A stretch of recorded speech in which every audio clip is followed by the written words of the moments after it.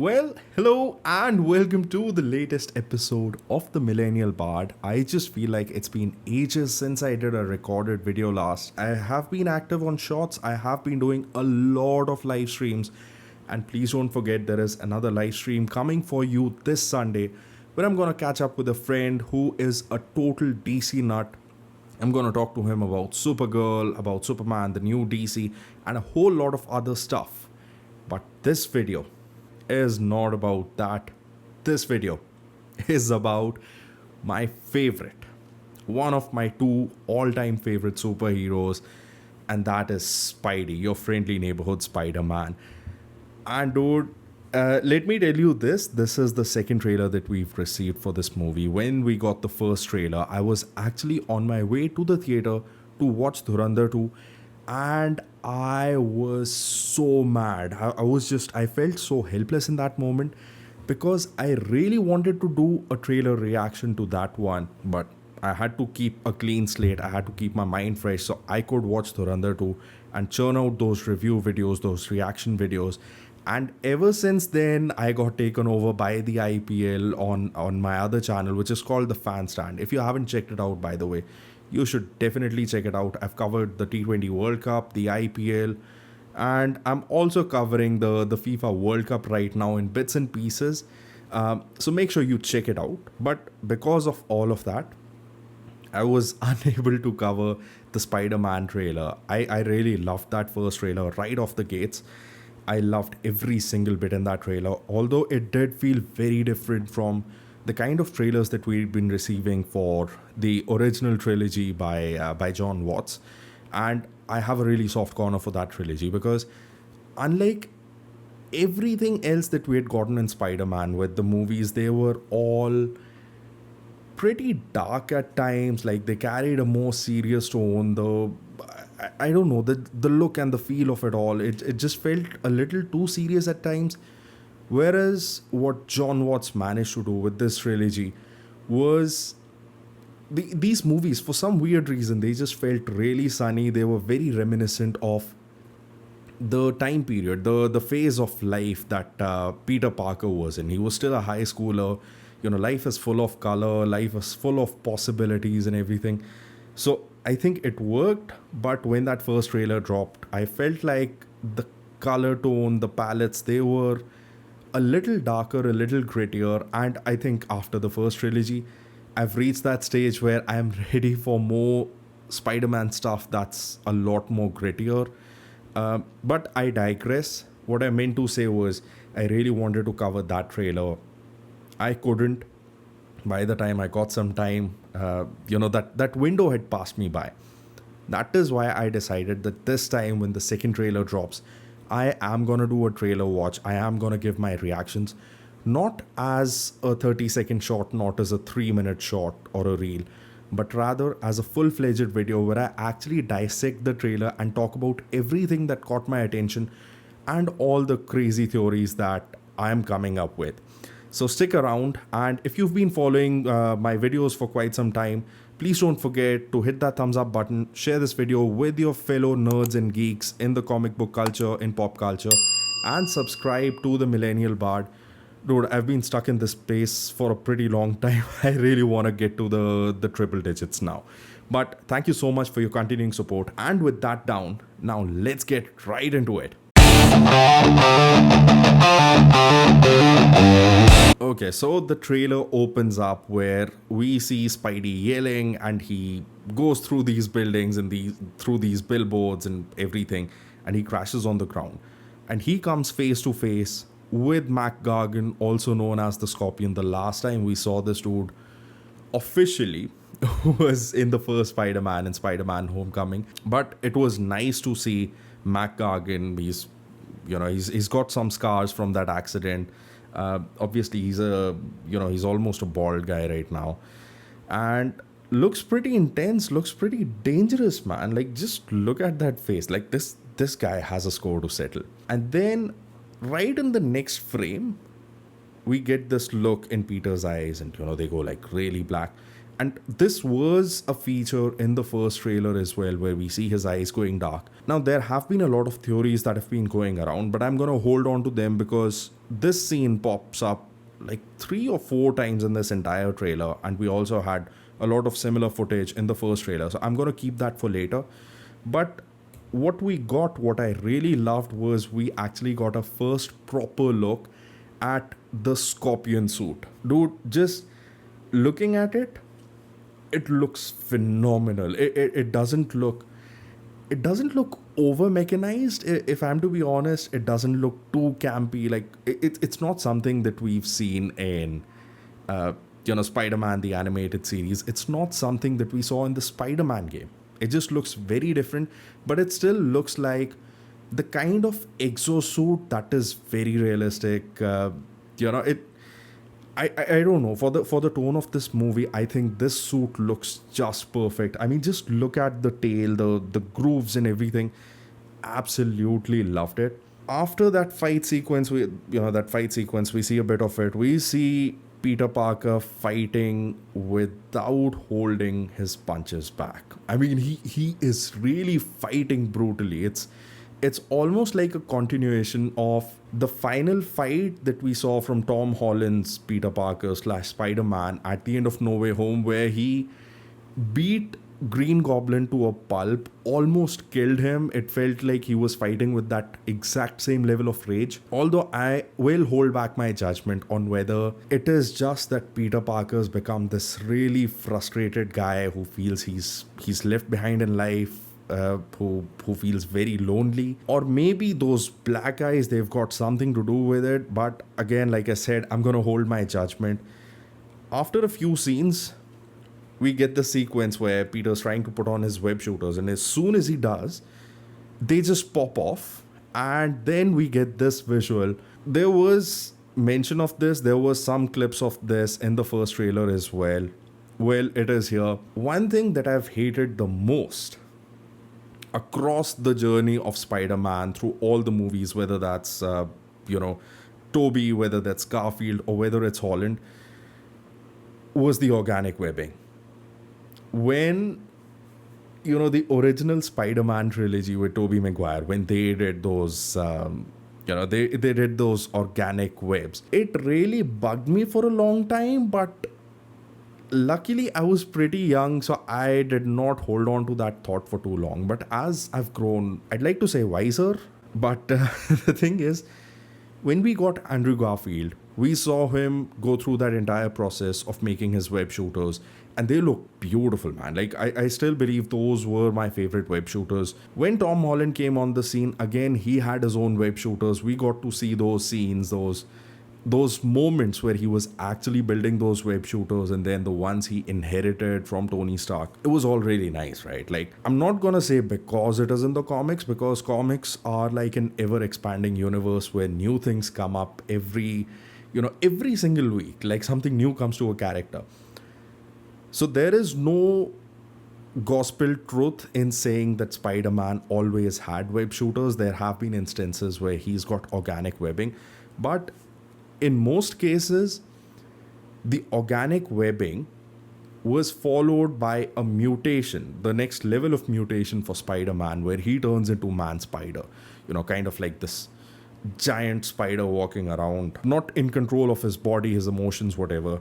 It's kind of like Man-Bat, my other favorite superhero. But yeah, I'm gonna say it's just a coincidence. But back on the organic webbing, I'm not really a big fan. I really wish that they could have continued with the web shooters, but if this is about Peter becoming Man-Spider, I would assume it's just going to be a one-off. Until that mutation continues, he would have the organic webbing. But the day he gets in control, or he's able to kill that mutation or stop that mutation, and he comes back to being the Spider-Man that we all love and adore, I think the organic webs would go away and he would have to use the web shooters again. But that is just my take as a fan. I'm a big fan of the web shooters, not the goo coming out of his wrists. So after this scene, we see Peter Parker wearing the Empire State University hoodie. And he comes face to face with Bruce Banner. Now, again, we saw Bruce Banner in the first trailer. It was in the news for quite some time that the Hulk's gonna feature in this movie. Bruce Banner's gonna feature in this movie. So that wasn't as much of a surprise, but with this scene, they did something that they hadn't done ever since Avengers Infinity War, or rather Avengers Endgame.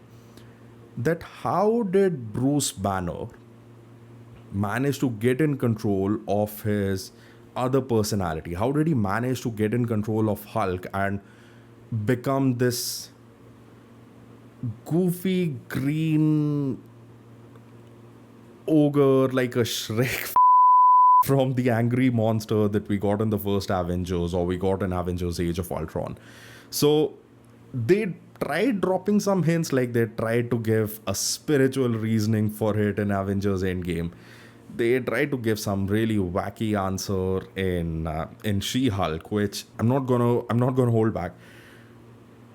It is the second worst Marvel TV show that's ever been done. Period. I will die on that hill. But luckily, what they've done with this scene is they've given us that how is it that he is in control of that mutation? How is he controlling the gamma rays that his body was flooded with? So he is wearing what seems like a gamma ray inhibitor, or I don't know, it's like a gamma blocker or something like that. Just probably filters his blood, or just keeps him in control of himself.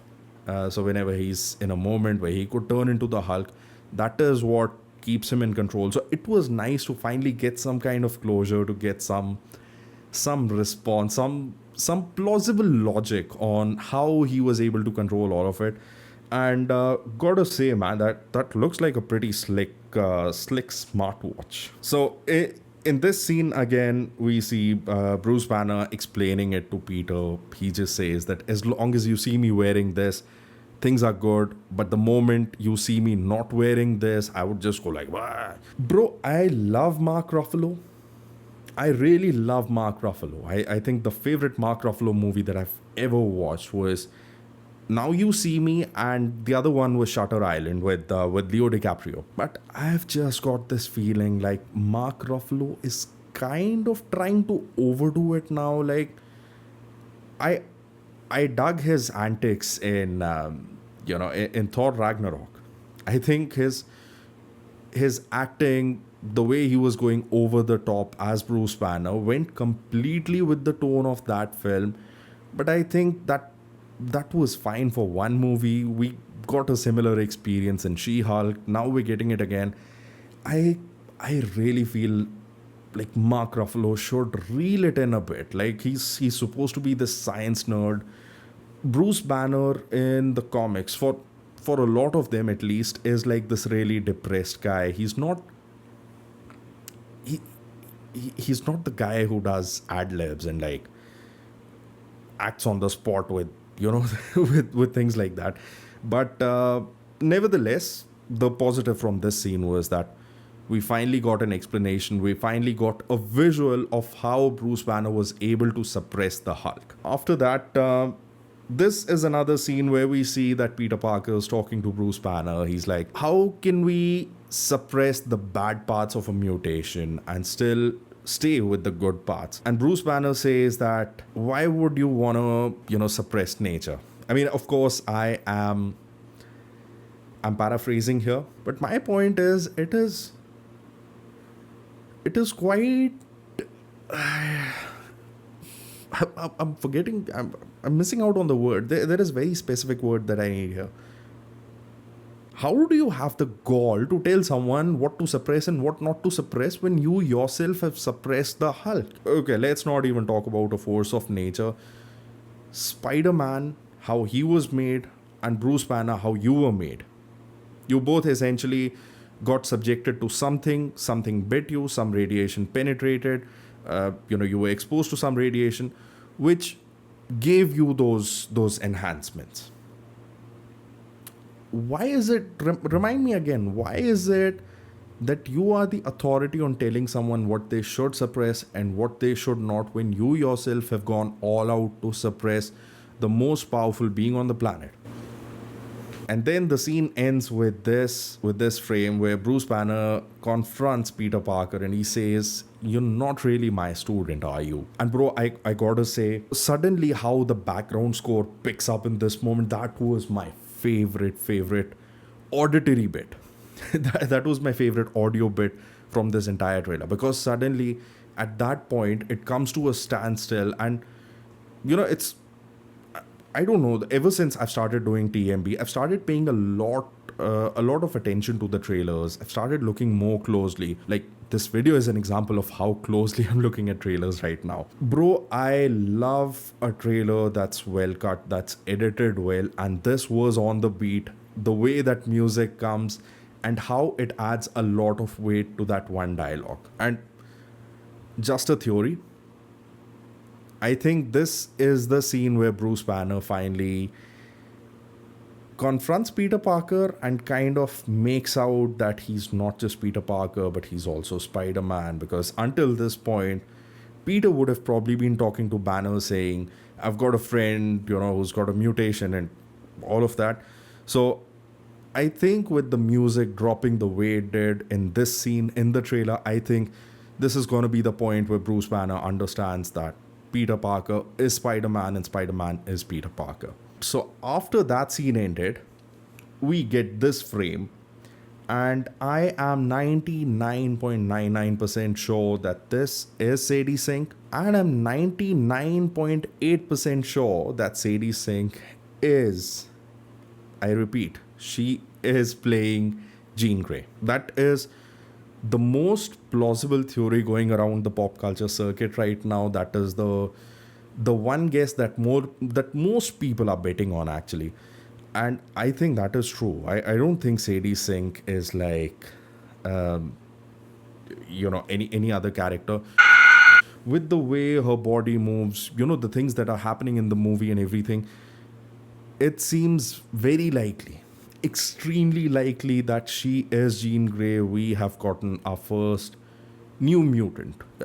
Nothing to do with that movie, but a new mutant from the X-Men era that's gonna start in MCU going forward. And right after that, there was this scene where there's an island and there's this kind of an explosion in a force field that just propagates around that island. At first, when I saw this scene, I saw it a few times on repeat. At first, I thought that this might be Riker's Island, this might be a maximum security prison, and there is a prison break. Of course, when Mac Gargan is on the loose, we know there had to be a prison break. I think this was that moment again, with the kind of powers that we saw with Sadie Sink's her actions and whatever was happening around her. This felt like something that Jean Grey actually did. I did go on to search images of Rikers Island because, yeah, I do realize it is a real place in New York. I was wrong. This is not Rikers Island, but for some reason, when I saw this and I went on to the next frame, it did not seem like a civilian architecture. Like, it did not feel like a civilian infrastructure. It felt like barracks and like a military establishment. It felt like maybe it is an expanded prison facility, or maybe it is just an island with a lot of shut down factories, like a dead industrial area. Here is something that I noticed. So visually, if you see, and I saw this in the next few scenes as well, is you see that they've got this prism effect around this power, this force field. Where did we see that last time? Yes, it was Fantastic Four. They really did it. They went all in for it. And I loved it in the context of that movie. I'm not quite sure how I like the prism visuals in this movie. Like, whether it is this scene, whether it is this scene, or whether it is this scene. But let's hold our horses for now. And this is the next thing that I want to talk about. That surge that originates from there, right? And you see it getting into the city, and you see all these people eating in this diner who are, blown away by it. Uh, actually, actually funny to see. The guys in the windows. Yeah, it, it seems a bit over the top if I'm being honest. Although I'm pretty certain it's gonna make a lot of sense in the context of the movie when we watch the movie. Now, when this scene is taking place, there is a voiceover in the background. I think it is the cop, the police guy who's talking to Peter Parker slash Spider Man. I don't know how how it's working out in the movie yet. And he says for some reason you are not affected by this power, by this energy.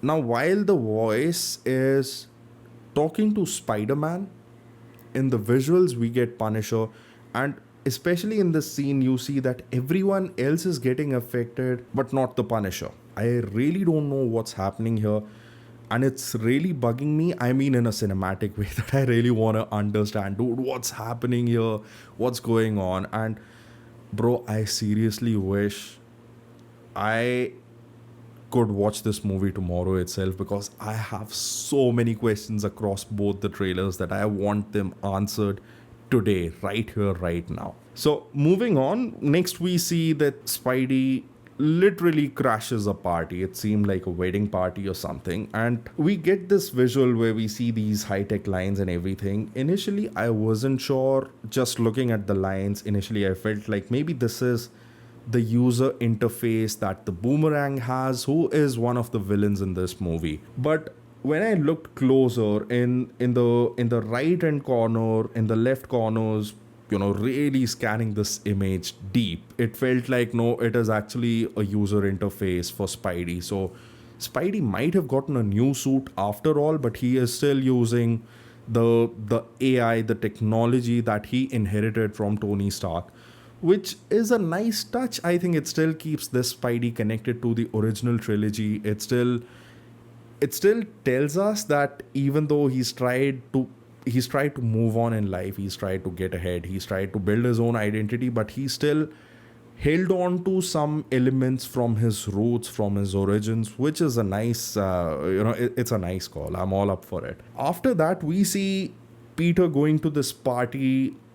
We saw it in the first trailer as well. Like, this party seems like it's being hosted at Ned's house or MJ's house, either or. And we see him staring at this board, right? With like a lot of news clippings and photos and everything, even rubber bands. No, actually, I don't see rubber bands here. And I really paused the video here to dig deeper, to look at what is there, what is visible to the eye, what is not visible to the eye, what can I uncover, what can I dig out of these scenes. Because usually with Marvel, with DC, with a lot of big franchises, this is where they hide some of their best Easter eggs. So I really had to do my job here. I really had to pay attention.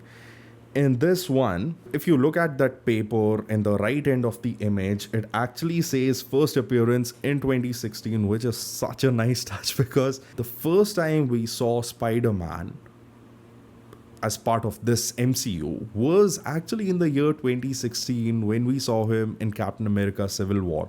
So I think that was a really nice little touch. At times it is a curse when you love something so much and you're so deeply embedded into it, because at times you try to look for patterns and you try looking for things that may not even exist.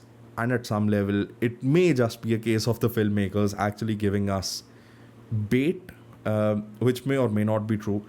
But in this one, if you look at the bottom end of the image, you just see a head with dreadlocks. And I actually ended up thinking, could this be an image of Miles Morales? Because that would be wild if Ned Leeds is trying to find out who is Spider-Man, what is Spider-Man, where is Spider-Man, all of those questions.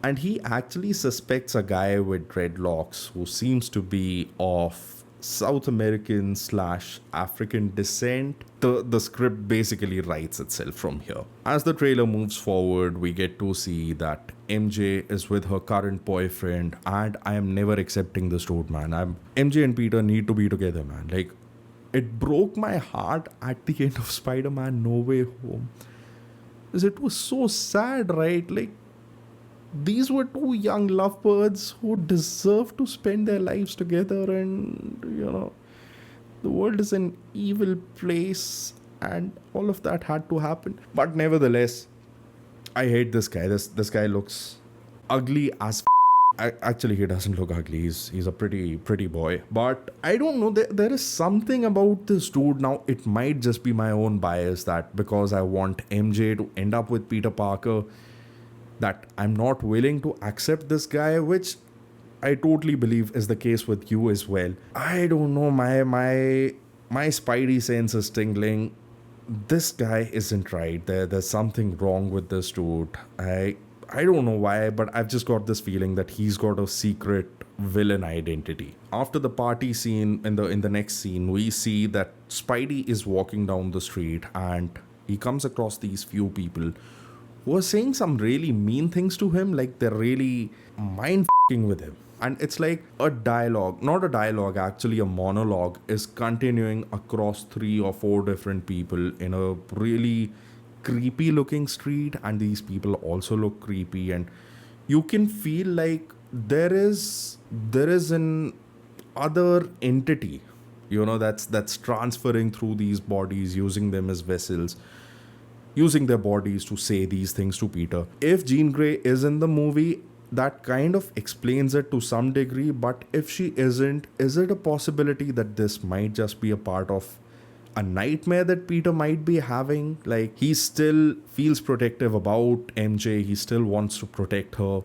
Could it be that? Could it just be a case where the mutation is taking over, the man spider thing is taking over, and he just starts hallucinating and he starts imagining these things? Could be either of those three, but yeah, this scene looked really creepy. And then we get to this shot in what looks like an old office building or something, and again we see the back of Jean Grey with her arms out like Jesus. This is the scene which kind of threw me off a little, because I'm like, yeah, Jean Grey had a lot of mental health issues. Like, she's got them in the comics, she's got them in the original X-Men trilogy, she had them in X-Men First Class as well.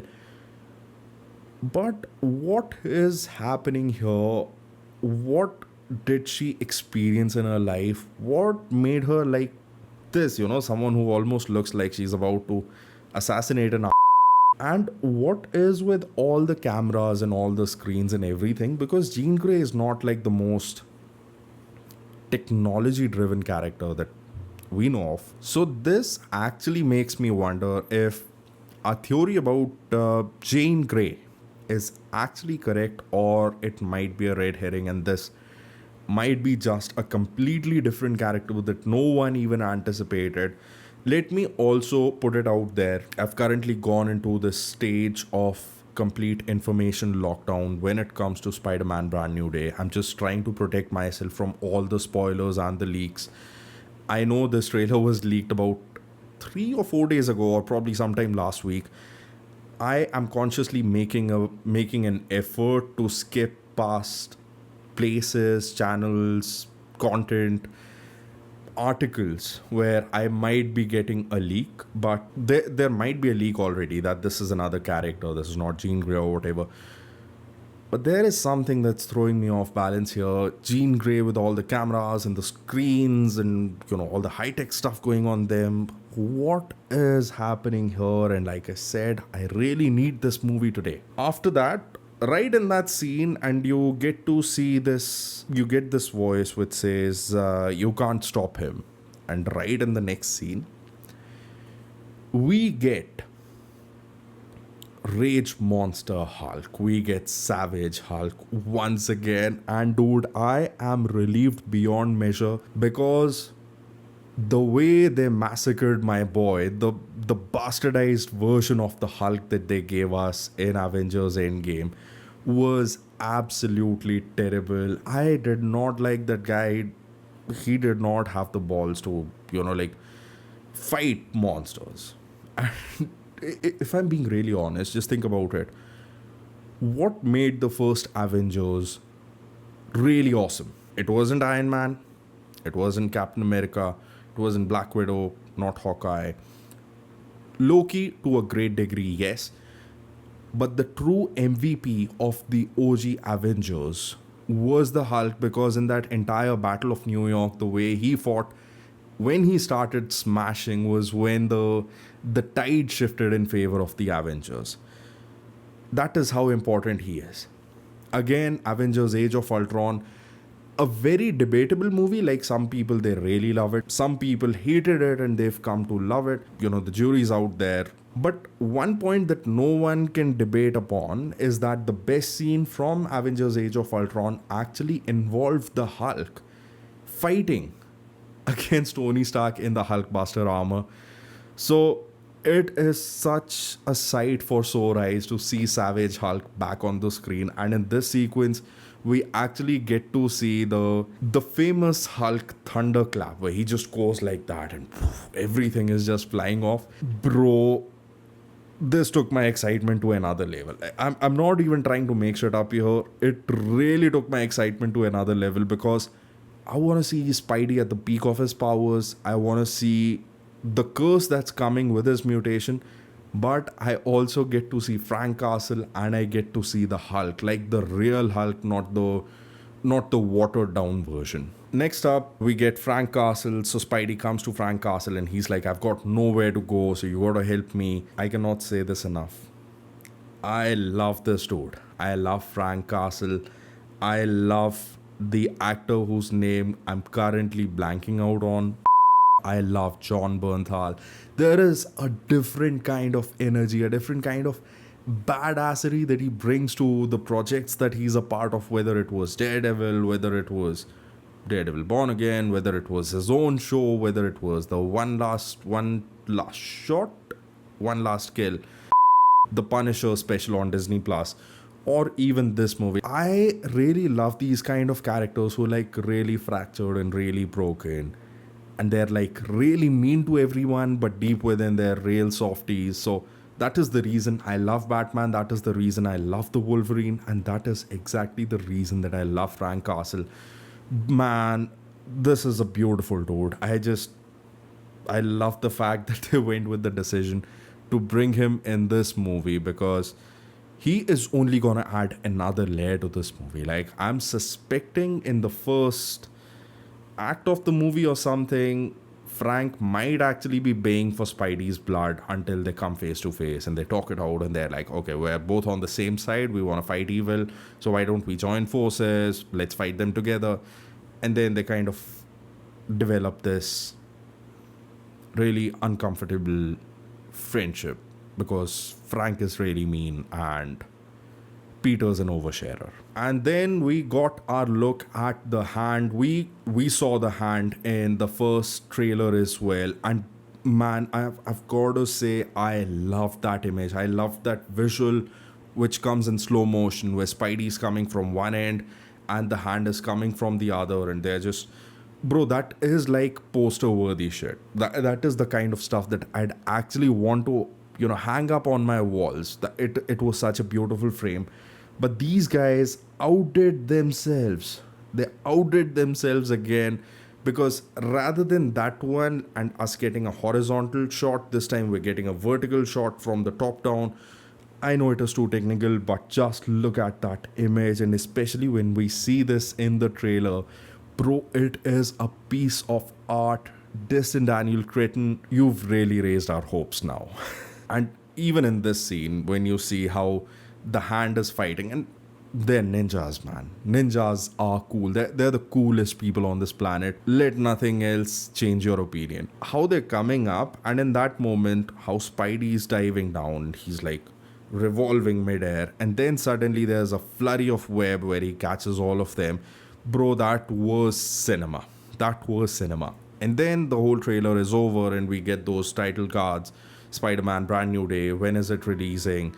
And tickets online now. We get this little nugget towards the end of the trailer where we see him stretching, and this was very reminiscent of the moment in Spider-Man No Way Home where Tobey Maguire is actually stretching, and he advises that you're young, it works for you, but as you start getting older, you gotta stretch, you gotta take care of your back. So it was a nice callback to that moment.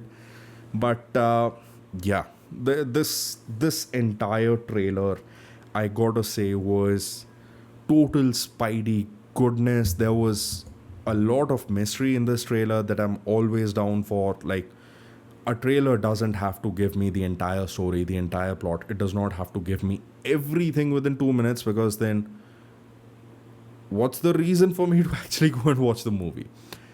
Apart from that, visually, yes, it was visually a very engaging trailer. Like, whether it's the colors, the visuals, everything, I will hold back my opinion on the prism effect, because we've seen that in Fantastic Four. I just worry that the thing that we had with the big purple rays and the big purple rays coming down from the sky, and how that thing was overdone, where every single blast was purple and then everything just ended up looking the same. Similarly, though I loved the prism effect in Fantastic Four because it really worked for that movie considering its retro vibe, and how they wanted to show the force fields from a different in a different visual style. Does it really fit with Jean Grey? Like, I know you have to visually show that power, because if you don't show it, it's almost like air, like you can't see it. So is it happening, is it not happening? But I really wish that they would have gone for something else apart from the prism effect. But apart from that, the trailer, it was just stunning. It gave me a lot of moments of comedy, it gave me moments of heart, it gave me moments where I felt bad for Peter, it gave me a lot of moments of intrigue and mystery where I'm like, I really wonder what's happening here, because those are the moments that would really take my ass to the theater and in that seat. So, all in all, I think this was a brilliant trailer. The first one was brilliant as well, with the dialogues, with whatever they showed us in that trailer. Actually, the one thing that the first trailer had that this one did not was a look at all the villains, because in the first one, we actually got Boomerang, we got Tarantula, we got Scorpion as well, if I remember correctly, but I think we just got to see his face or something. We got to see Sadie Sink's feet. Yeah, I just want to say feet. I don't want to say legs. So I think that one gave us a lot of exposure to a lot of characters that were going to be in this movie.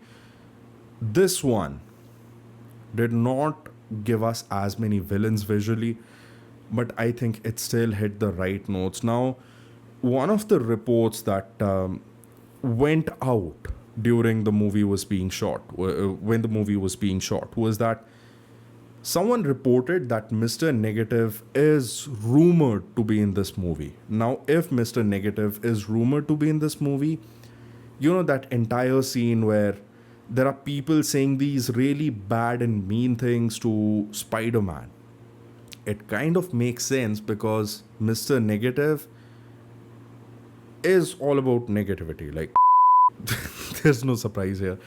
So that kind of explains it. So I think Mr. Negative, there is a very high likelihood that he might be in this movie. Also makes me think that the one in the hoodie might not actually be Jean Grey. It might actually be Mr. Negative. But what do I know? I'm just another fan like you guys who just loves movies, who loves Spider-Man with all his heart. So I come up with my own theories. What are your theories about Spider-Man Brand New Day? What do you think is going to happen? What did you feel about the trailer? Is there a theory that you've got that I might have missed? Whatever it is, please don't shy away from sharing your thoughts with me in the comments below. And let's start a conversation. And that was it from me. Until next time, this is the Millennial Bard signing off. And before I forget, if you like this video, please don't forget to hit that thumbs up button, share this video with your fellow neighborhood geeks, subscribe to the Millennial Bard, and make sure you tune in on Sunday for a live stream where we're going to talk about Supergirl.